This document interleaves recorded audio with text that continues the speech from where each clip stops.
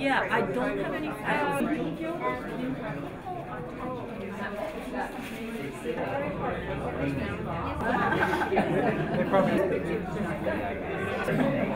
That's right. You would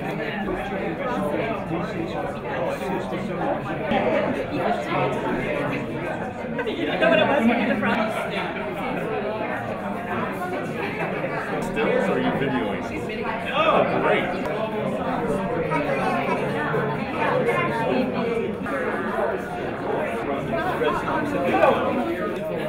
They were traveling someplace.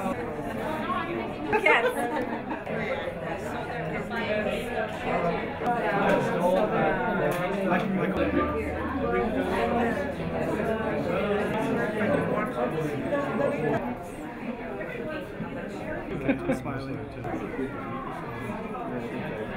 The neighbor.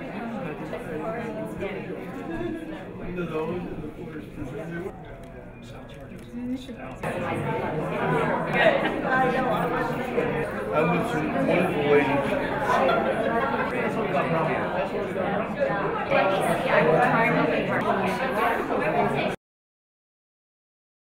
Welcome to the Los Alamos Historical Society lecture, which is not a lecture, again.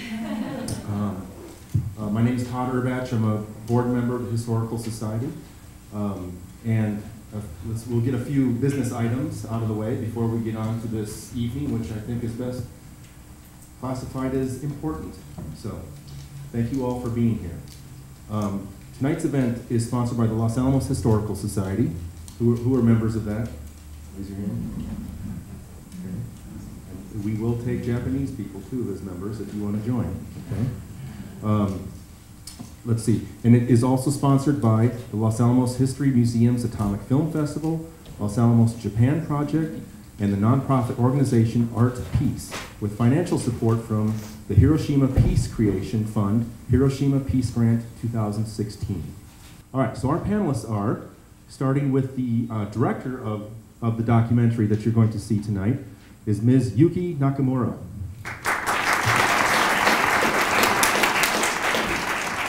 Kung Fu expert, I'm told. We have Betsy Miller-Coos.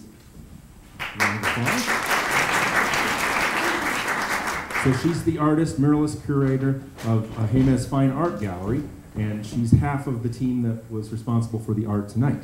The other half is Mr. Masaru Tanaka.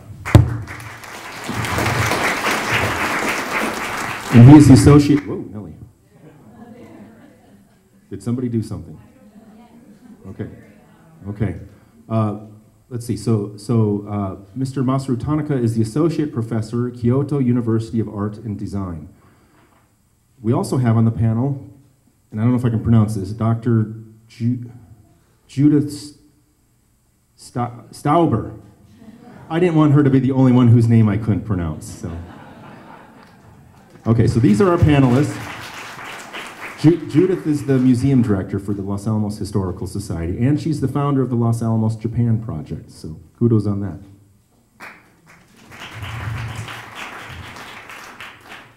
Okay, we have several visitors with us, special guests that we would like to recognize. First, we have Dr. Tanaka's elementary school teacher, Ms. Rieko Nomura.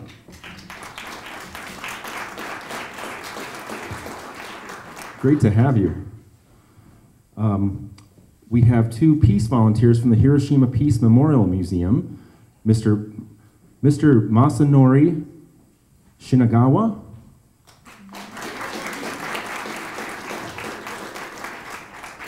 and Toshiko Shinagawa.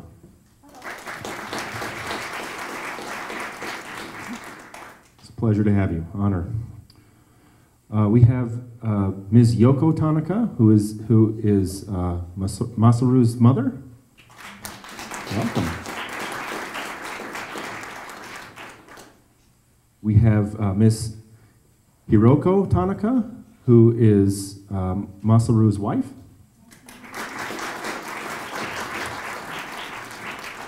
And the guy who really swung the statistics, Mr. Hiroshiro Tanaka, Masaru's son. Yay! Come on up here. Come on up here. Give me 5, buddy.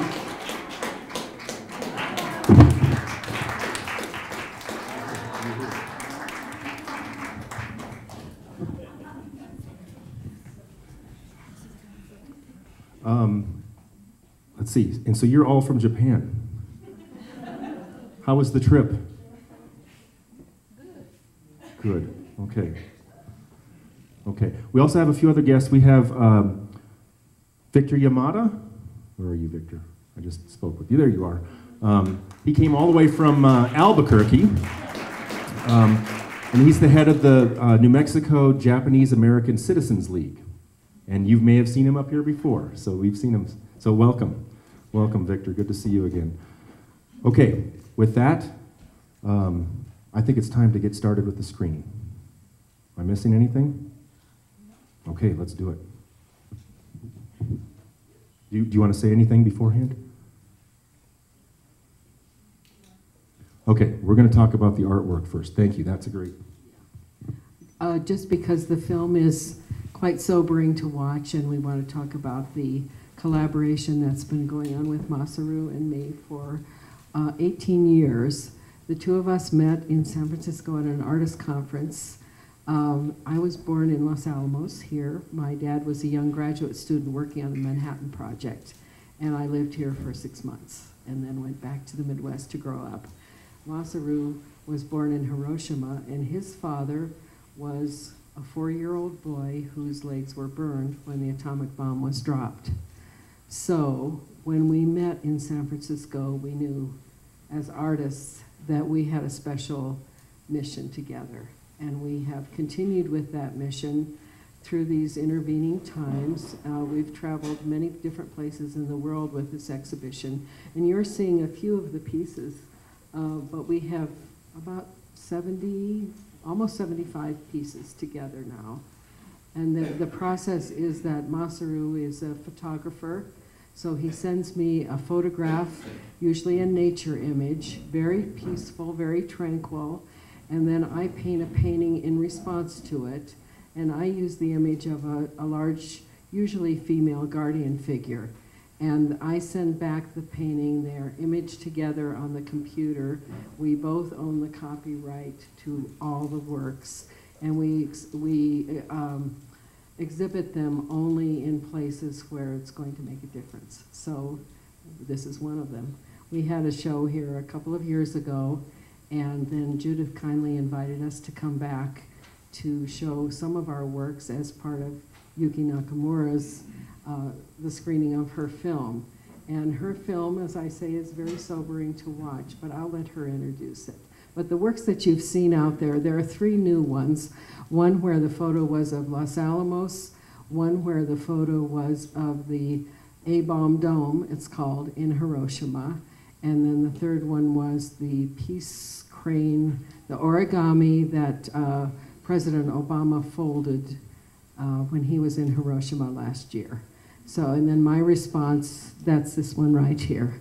My response to the first 2 is the large figure engaged in one, with the A-bomb dome is lighting it into a candle for humanity. For the scene of Los Alamos, I painted a satellite dish, which to me is one of the representatives of this community visually, and it's receiving the image of the peace crane from Japan. And then the third one, which is this one right here, I painted the hands holding the dove of peace. So the images are meant to be extremely tranquil, peaceful. Everywhere we've exhibited them, people have told their stories, and that's a really important part of this, is that we share the part that a human face is attached to, so that we hear the stories on both sides of this, and we can then relate as human beings and with compassion without necessarily deciding right or wrong, good or evil. for any of these. There are multiple perspectives, which is the point of this whole series. But I'm going to, as I say, pass this now to Yuki and let her talk, or to Masaru. Okay. Let him say something. And Yuki will translate.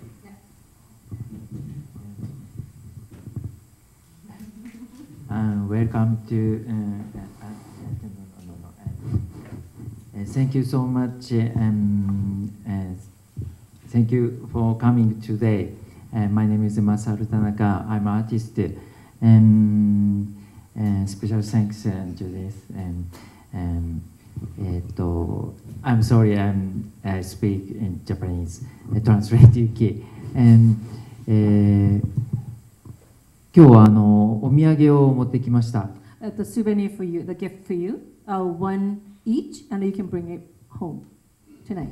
で今日持ってきたこの折り鶴折り紙はオバマさんが、広島に、昨年初めて現職大統領として訪れて4羽の折り鶴を寄贈したものを撮影した、彼自身が折った折り鶴の作品です。Mr. Obama, when he was on duty last year, he folded 4 origami cranes, and that's one of them, and we photographed. I photographed it. 多分顕微鏡で見ると彼の指紋がついていると思います。 Maybe his fingerprint. If you use a binocular or something, then you can see his fingerprint. その同じ折り紙の種類を持ってきました。 This is exactly the same kind of origami he used. ぜひこれで皆さんに折り鶴を折ってもらって日本に持って帰りたいと思 I います。 encourage you to fold one, at least one, and I want to bring all of them home with me. この場に集ったロスアラモス、このニューメキシコの皆さんの折った折り鶴を広島とか京都でぜひ展示したいと思っています。 I want to bring those done by the people in Los Alamos, and I want to do the exhibition in Hiroshima. で一つ今日はご紹介、短いストーリーを一つご紹介したいと思います。 I want to introduce one short story. 今日一緒に来た、品川さんは広島の、資料館でボランティアをされています。ご夫婦で。Those are married couple, Mr. and Mrs. Shinagawa, and then they are peace volunteers at the Hiroshima Peace Memorial Museum. で、品川敏子さんの実を言うとお父さんがもし、お父さんはこの原爆ドームの中に会社がありました。Her father worked one of the companies which are located in this A-bomb dome. で彼の、お父様は今日が誕生日でもし、生きていたら今日が数え年で、100歳の今日は誕生日の日です。He's not alive yet now, but if he is alive, he's 100% birthday today. どうぞ。100 years old, birthday today. で昨日ボランティアの、ミーティングで短いストーリーをちょっとお話ししていただいたのでいいですか、ジュディスさんいいですか、ね。We had a short meeting with a 1-hour meeting with a volunteer here, and then she told us for the first time a very touchy story. So we want to share the story with you. Nice to meet you. 私はこの先ほど紹介していただきました父がたった1枚の写真が北京というところで原爆ドームで勤めていた父は北京に赴任しました。My father went to Beijing on his duty at the business, and that's the only one photo they are allowed to bring home from Beijing to Japan. マサルさんから去年3月14日にロスアラモスで展示会とかいろいろあるんだって言われた時に父のお誕生日だったものですからその時すぐに行かせてくださいというふうに私は言いました。When Mr. Tanaka brought this story, the trip to Los Alamos to me, he said this is going to happen. Screening is happening on March 14th, and I said yes. 私は1945年原子爆弾も落ちそして戦争が終わった年の年に生まれまして、ここにいるベッツィさんと同い年です。I was born on the same year of 1945 that a bomb dropped in Hiroshima, and I'm the same age of Betsy here. 父は、北京から苦労して戦争に負けた国の国民ということでとても厳しい目に遭いながら私を、原爆が落ちました、また戦争が終わりました1945年の10月に生まれた私を連れて広島に帰ってきました。My father, as the man of a defeated country, had a hard time to bring the whole family home, but they came back to Hiroshima. We came back to Hiroshima. で広島に帰ってきましたら、広島は原子爆弾が落ちておりまして、父の母と弟が被爆をして亡くなっていました。You know, the city was a totally different the view. I mean, a totally different city. And your father's お父さんのお父さんのお母さんです。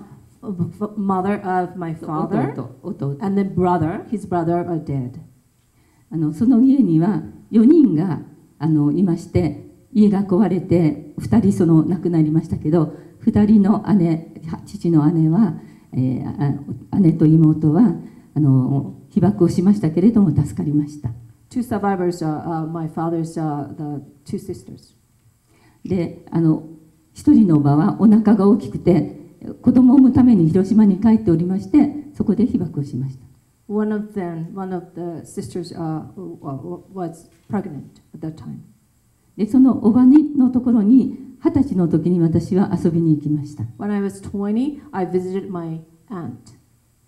その時におばがもう一日中お家にいて遊んでさようならっていう時に靴を履きかけた時におばが一生に一度しか私は言わないけど聞いてちょうだいというふうに言いました。I tell you only once in my entire life, so listen carefully. で、おばあちゃん、あなたのおばあちゃん、おばのお母さんはどうやって死んだか知ってるっていうふうに言いました。Do you know how your grandmother died? で、私はもちろん知ってますよ。I said, of course I do know. 原爆で亡くなったんでしょっていうふうに言いました。My grandma passed away because of that A bomb. その時におばが言ったことは、おばあちゃんと私も一緒にいたけれども家が壊れて、そしておばあちゃんは生き埋めになってここまで必死になって出して物も言って言えた。でも大きな家の梁が落ちてきて、そして助けることができなく、そのうちに火が近づいて回ってきたっていうことなんです。I was with my mom, her grandmother together, but house collapsed, and then she was buried up to here, to the breast, and we are talking, but she was buried. で、おばあちゃんはどうしても助けることができなかったけど、私のおばはお腹が大きくて、そしてもう来月生まれるっていうとこなんで、おばあちゃんがお願いだからここからあなただけ逃げてちょうだい、お願いだから逃げてちょうだい、赤ちゃんはねいるんだからというふうに必死になって言ったそうです。My grandma told my mother, "You're pregnant. You have a baby, so please run away." でも絶対におばあちゃんと一緒にここで一緒に死のうというふうにおばは思いましたけど、おばあちゃんが必死に言ったことをね、そして誰かがもう引っ張ってここにいると死ぬよって言って連れて行ってくれたということでした。おばあちゃんが、おばさんがここにいるともう死ぬよということで誰かが連れて行って助けることができました。My aunt didn't want to leave her mother, but somebody came and pulled her so strongly, so she was pulled by somebody.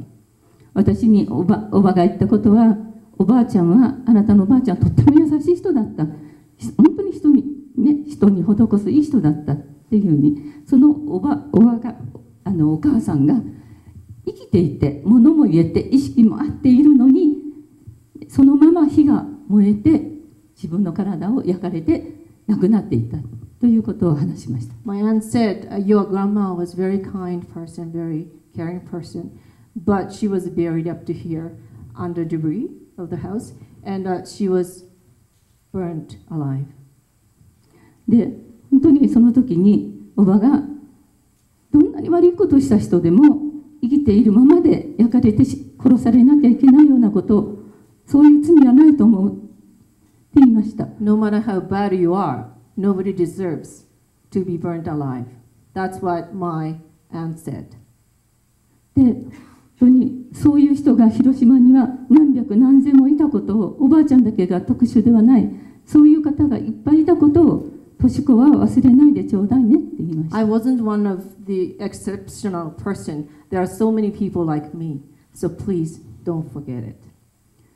その時、私はそこから家を出まして、一生に一度しか言わないの、確かに一生に一度しか言いませんでしたけど、家を出た時にはどう思ったかというと、もう聞きたくなかった、言わないで私にってそういうふうに思いました。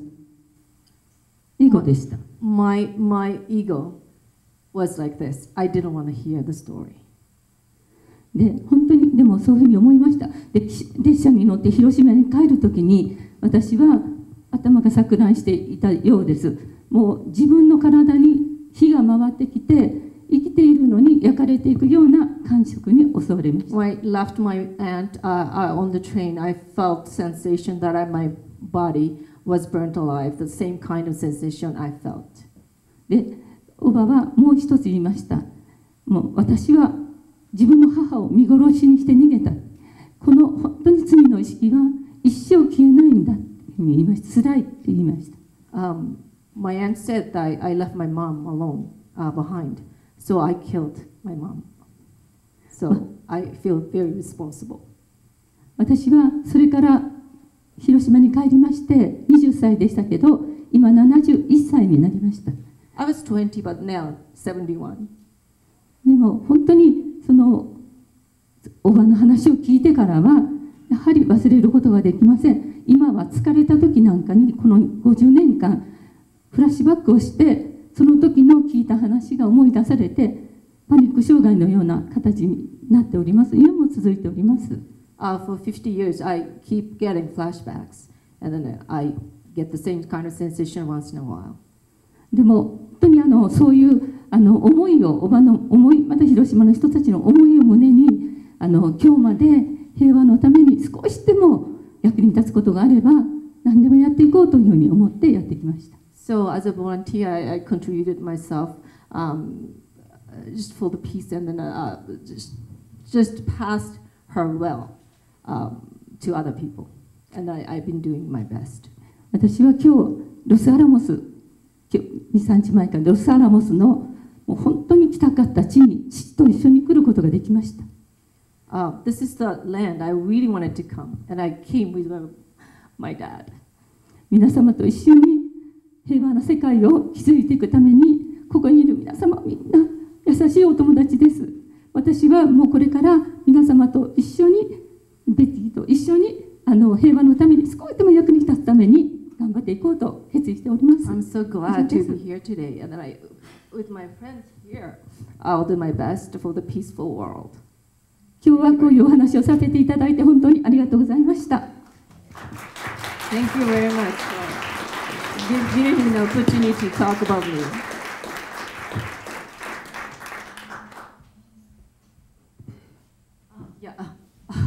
Sorry, I'm so emotional. Anyway, I'm a Kung Fu girl, and this is not like Jackie Chan Kung Fu movie. And thank you very much for coming, bringing yourself to this kind of heavy documentary film. This is my first documentary film. Two Canadian. I lived in Canada for 28 years, and all the Canadian came to me, and we do every year we do event, but not many participation from the Japanese community. So I was, I didn't even know anything about Hiroshima, Nagasaki. Once a year, I see news right on TV, and again. And I didn't have any friends and relatives there, so it didn't really matter to me. But those two gave me a chance to think about again what happened in Hiroshima, Nagasaki, and I flew to Hiroshima, Nagasaki 2004, and I spoke to many survivors. We call them hibakusha, and nobody was bitter. Nobody blamed anybody. So that that those people's like will for the peace moved myself to make a documentary film. So I was motivated to make the first film, very first film, and I'm so glad I got involved in this because I got opportunity to become friends with you, and I'm very appreciative that you invited us here, this wonderful city, Los Alamos. Thank you very much. Hi, everyone. We're going to spend maybe about 20 minutes, maybe 30 minutes, having a conversation. So, with you, that's why we're here, to dialogue. I can pass the mic around. If there are, does someone have a question they'd like to start with?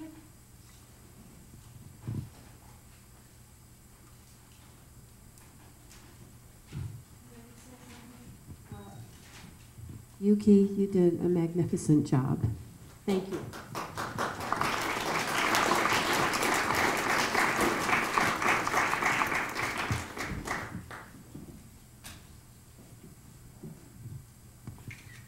I couldn't help but think, if only this could be seen all over the world.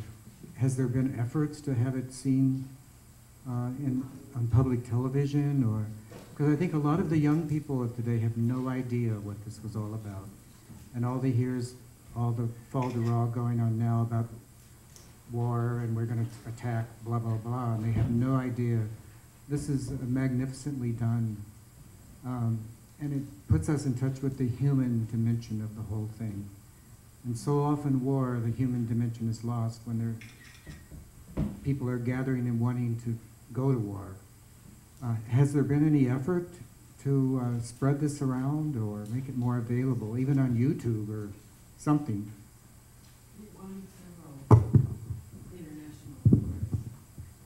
Yes, it won several international awards.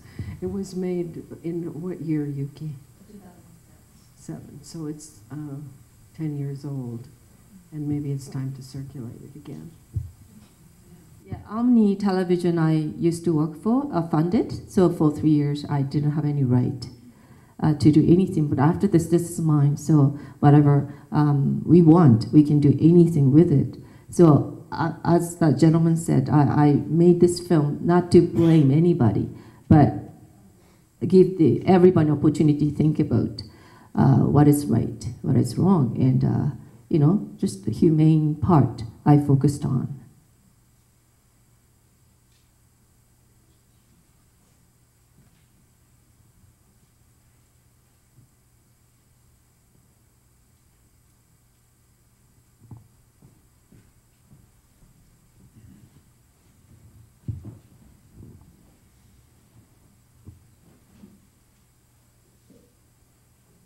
My question is not meant, I'll stand up. My question is not meant to condone the use of the atomic bombs. It's a question about teaching of history. We realize that all countries teach history differently in their schools. So I have a couple of questions I was thinking about this afternoon. Do modern-day Japanese citizens know that the United States was actively trying to stay out of World War II, and that they only entered the war after the attack at Pearl Harbor? Is this commonly known by Japanese citizens today? Many young ones not really aware of what happened at that time. And then we have different opinions about attack of Pearl Harbor. Some people say this, and another people say the other thing, totally different stories. So we have totally different interpretations of what happened. And then, you know, some people talk a lot, some people talk nothing. So depend on the person's interest or experience in those things, and we have all different interpretations. So I don't know. I myself have my own opinion, but it's not time for me to speak about that. So it doesn't matter what happened in the past, but that now is the most important thing. So drop the past. We focus on now and the future. We don't repeat the same mistake. Doesn't matter to me who did what. The wartime is crazy. Everybody's crazy. So we have to be aware, that was wrong. We have to focus on now, and then we don't do this to other people. That's very important. Absolutely. Could you possibly share with us what an alternative interpretation of Pearl Harbor would be?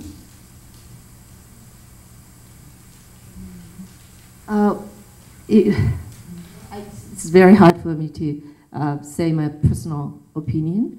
I have very clear personal opinion about that, but it's not time for me to talk about it now. Okay. I think I can speak about, as we did yesterday in the meeting, the fact that Masaru and I, in every exhibition that we've had, we've also gone into the schools and done workshops with the kids, including here in Los Alamos. And we found over and over and over, the kids didn't know about World War II. It's ancient history to them. They didn't know about Pearl Harbor, both in the United States and in Japan. They didn't know much about history, and they didn't care. So it's a very big dilemma. And as we said yesterday, part of the reason for the survivors or the people who were alive at that time to tell their stories is that they don't get lost. Anyway, that's one personal part of it. And maybe Masaru can say something too, since he grew up surrounded by this question.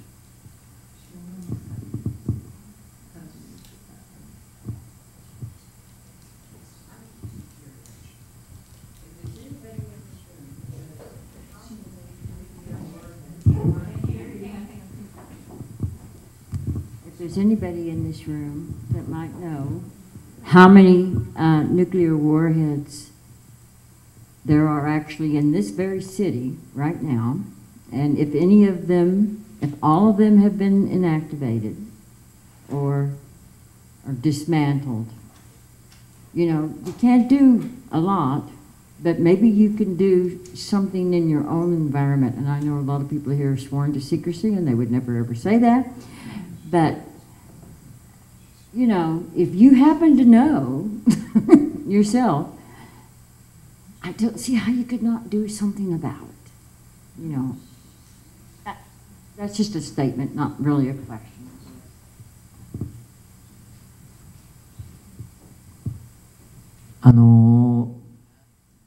さまざまな日本の歴史観、そしてアメリカの歴史観、さまざまなその考え方はそれぞれ正しいと思ってます。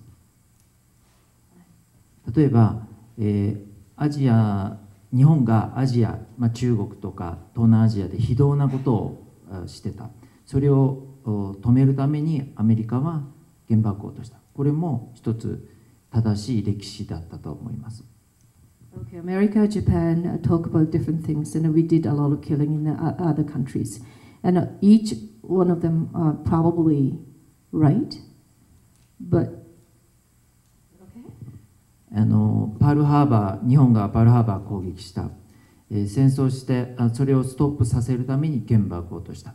この歴史も一つの事実だったと思います。I think Japan attacked Pearl Harbor. Then to stop Japan, the atomic bomb was dropped on Japan. I think that's true.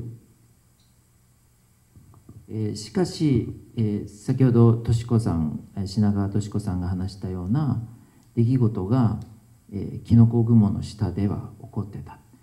そのことが、許されていいのかっていう別の問題があります。But a different thing is Ms. Shinagawa talked about the little story about her aunt. That happened under the mushroom cloud. And is it allowed? Is it allowed to do that? That's the different problem, the different point. 私たちはいつも最も苦しんでいる、最も苦しむ人の声に耳を傾けなければいけないということに気づいたんではないかと思う。I just noticed that we have to listen to those people who suffer the most. That's what I began to notice. キノコ雲の上の議論、今現在世界には1万5000発以上の核兵器があると言われています。15分以内に発射可能な核弾頭が5000発、以上あると言われています。We hear that more than 15,000 nuclear weapons exist in this, on the Earth. And within 15 minutes, probably 5,000 are ready to go. そのキノコ雲の上の削減の話ではなくて、キノコ雲の下で起こったことに耳を傾けたいなと。で、他人の不幸の上に自分の幸福を築かないという考えを私は持ち続けたいなというふうに思います。Not the story about the mushroom crowd, but we should focus on the stories about the mushroom crowd. So my theory is I don't build my happiness over somebody's unhappiness. 今北朝鮮とか非道なことが世界では行われたりしてますけども、希望を失ってはいけないな、核兵器がこの世の中がなくなるということに希望を失ってはいけないということがあります。それは、for instance, like North Korea, something crazy is happening now.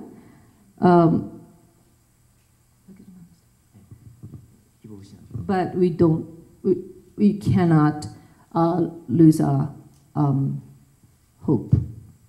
なぜならばクラスター爆弾の禁止条約、対人地雷の禁止条約も市民運動によって、国際法が作られて、特に女性の力で、その法律が世界でできました。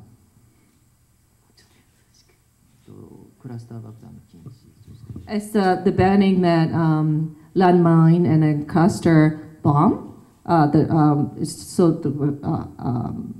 the ban that became a policy? No, agreement.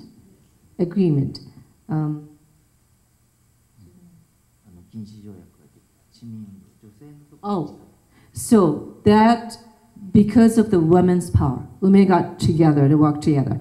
That affected to create that agreement, treaty. なので核兵器がこの世の中からなくすことができるという、私たちは作ることもできたけども、それを、なくすこともできるということを希望失いたくないと思っています。We created nuclear weapons. At the same time, we can abolish nuclear weapons. So both sides we can do. So we cannot lose the hope for abolishing nuclear weapons.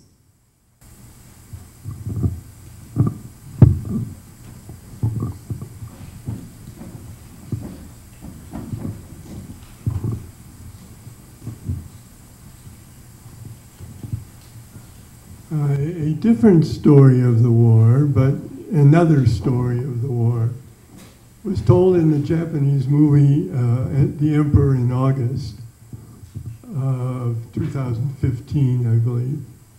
Do the Japanese or others here have comments on that Japanese movie and its story?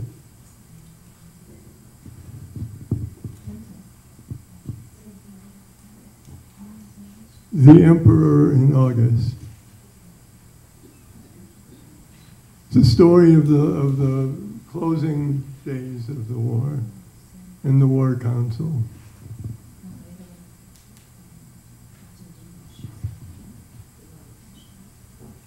It's worth... I think we need to see that film. Yeah, I think so. We have another question up here. I have a question. Both in this country and in Japan. We probably do need to see it. Okay, I have a question, and I don't know if this is true or not, but someone told me that the Japanese were ready to surrender before the bomb dropped because they were concerned about being occupied by Russia. Is that true? But Truman dropped it anyway. Maybe I might. Does answer anybody that. know the truth about that?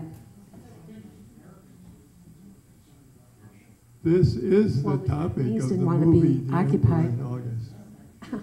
I just want an answer. Does anybody know? I have a comment on that. That is the topic of the movie, The Emperor in August, the Japanese movie, The Emperor in August. I don't know of any better place to, or there may be other places, but it is certainly a Japanese perspective on that matter.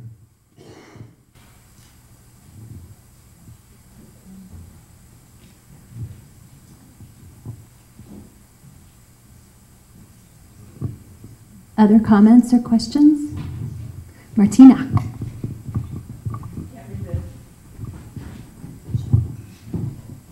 I think I would like to say thank you very, very much. Thank you. And close? Okay. There are two things that struck me. One is where one of the survivors talks about the sense of experimentation, being a guinea pig. And I was living in Berlin, Germany in 1986 when Chernobyl happened. And I know how fearful the mothers were with their children because there were measures of radiation in the air. I also discovered from documentaries at that time that there's a whole generation of children globally who were born between 1955 and sometime in the 60s who are part of that experimentation. We have higher levels of cesium in our bones. So even though I was born years after Hiroshima and Nagasaki, I was part of a generation that was part of the experimentation of radiation. And it's that sense of experimentation that I think we all need to overcome. So driving up the highway today, I was listening to some program, podcast, and they were talking about Fukushima and the effects of Fukushima. And I just keep asking myself, how much evidence do we need that we've done enough experimentation, whether it's in war or peace? There is enough experimentation. Thank you very much.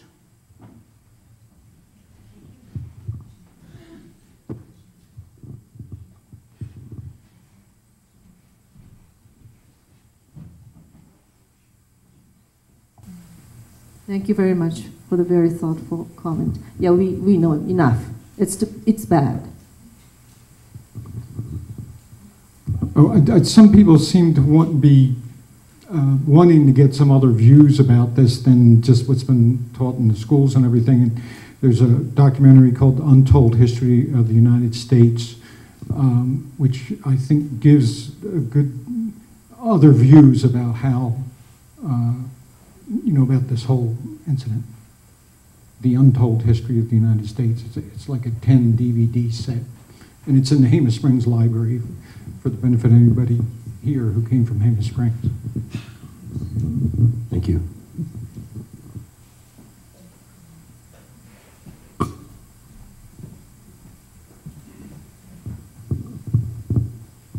Okay, so I kind of hate to say this, but nobody else is saying it. I would love if the world could be rid of nuclear weapons. I think that would be fabulous. However, I don't think, first of all, it's ever going to happen. And so I look at the powerful nations that have nuclear weapons as a deterrent to keep the Kim Jong-uns and the crazy people, the terrorists, from using them. Because if powerful countries, if countries have them, and some crazy person bombs somebody, well, they know they're going to get it back, and so it keeps people from using them. So I guess my point is that I would love to see the world rid themselves of nuclear weapons, but as long as there's one person out there that thinks that they can get it and use it, then we have to have the deterrent. And so, you know, you can't put the toothpaste back in the tube, I guess is what I'm saying. And I'm very sorry about that, but that just seems like the state of the world these days. So I'm sorry, I apologize for saying it.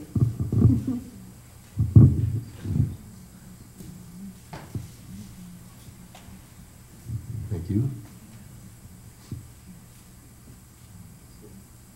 John, you're going to pass this back to John.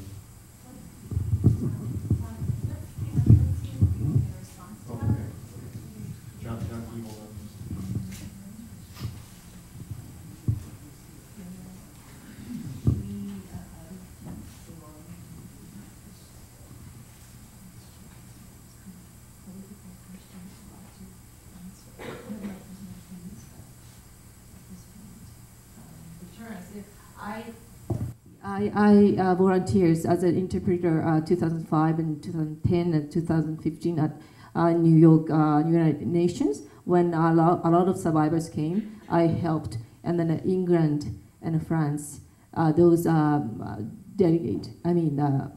representative of country came to speak with Hibakusha, and I was interpreting. But they are having a hard time to talk to, because country has this thing, very strong thing. We have to have nuclear weapons to protect our citizens. And those people, humane, you know, they are having a hard time to, in front of the Hibakusha, my country says so. So they have to say that. But I can see their true opinion. In my true mind, the bottom of my heart, I don't agree with my country. They don't say that, but I can feel, because they shake or they cannot speak smoothly. They stop talking, right? So I can tell. So personal opinion and a country, totally different thing. And then Japan, Japanese people, like if you get punched, we don't punch them. If you're kicked, you don't kick them, right? So just accept things. Right? This is wartime. So we don't want to do this to other people. If you do this, I do this. No, this is not Japanese. If you don't do this, okay, this is bad. But I don't do the same to others. That's why those survivors impressed me. They are not saying we do this to the States, America, because they did that. So we just do, we don't do the same thing. Then we can become the same low-level human beings. We can go above.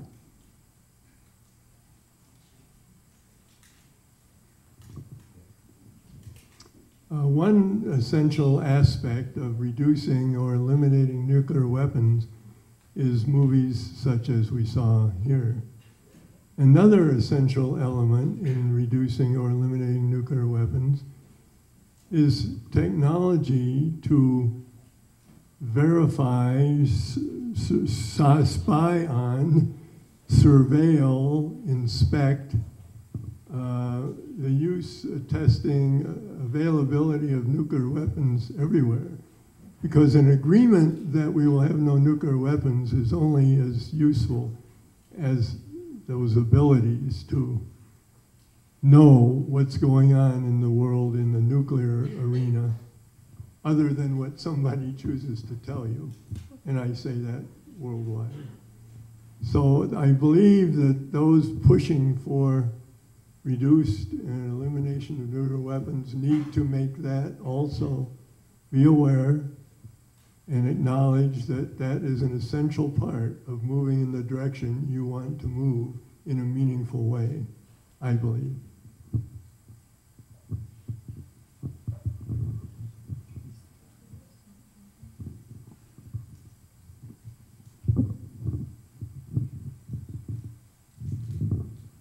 Any response from the panel? Thank you very much for all the questions. But political thing, it's hard for me to talk because I'm not a politician. I just a human being. So my angle is, the same event. Those footage I got is public domain, American government produced, And then my researcher had tapes from the floor to the ceiling, so many tapes. And then, one side is all, totally different thing, same thing, and another thing, totally different story. Okay, so, I think it's very interesting. That's how you interpret the same event. So I want to focus on more human part, not like political part, because it's extremely hard for me to talk about.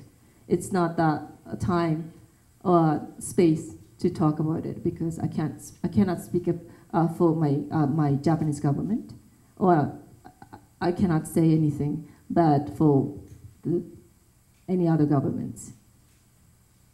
I think the point that was made is extremely important, though. We had another man at our meeting yesterday who had worked in Vienna and in Japan as a monitor for nuclear testing. We have to know what. Oh, closer. Okay. The monitoring is extremely important, and that's going to continue to become more and more difficult, I think, with the surveillance that's possible and all the complex decisions that go with that.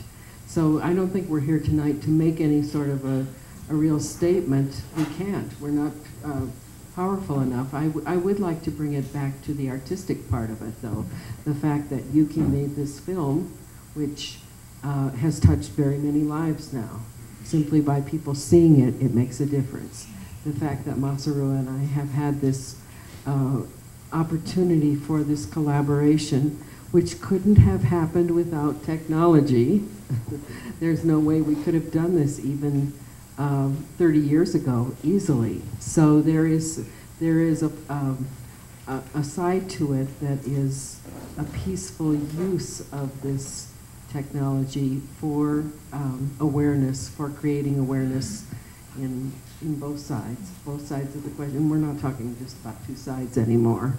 As the point has been made, we're talking about rogue governments having access to weapons, and we're talking about a huge number of them available with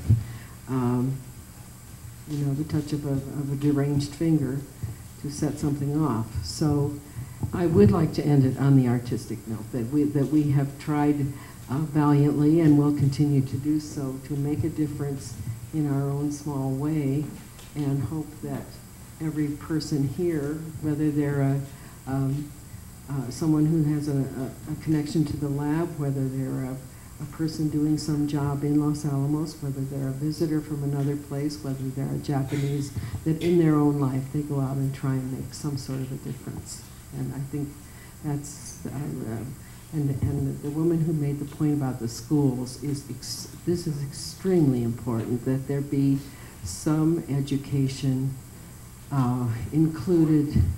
I think it was a different woman yesterday who made the point that the study of history in the schools, there's so much packed into it that you only get to the late 20th century toward the end of the school year, and then you've got to rush right through it. So maybe curriculums have to change to make kids a little bit more aware of this. Anyway, I thank you all for coming, and I'm going to pass this to Judith now. I'm just going to close by saying we're here bearing witness. I mean, that's what's happening. That's what the film allows us to do.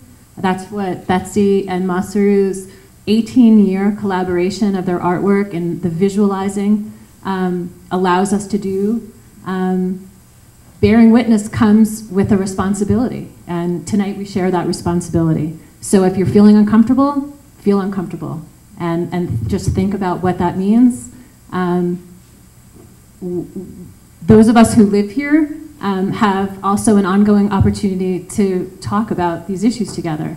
Come to the museum. If you haven't been to the new museum that we reopened on December 30th, we have a new reflection space. There's a place in there for you to process your feelings and leave behind your thoughts, both for our museum folks to see, but for other visitors to see. So let's continue and just think about what that means, the responsibility of bearing witness. it's a responsibility and it's actually a privilege. Thank you for coming.